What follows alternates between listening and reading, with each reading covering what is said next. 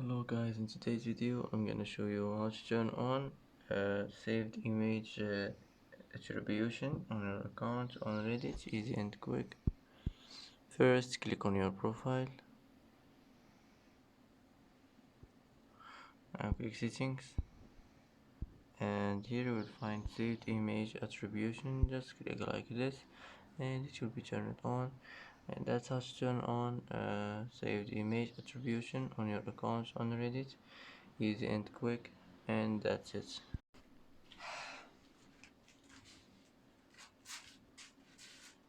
And that's it for today's video. If you like this video, don't forget to like and don't forget to subscribe. I hope this video is helpful for you, and thanks for watching till the end, and see you in the next video.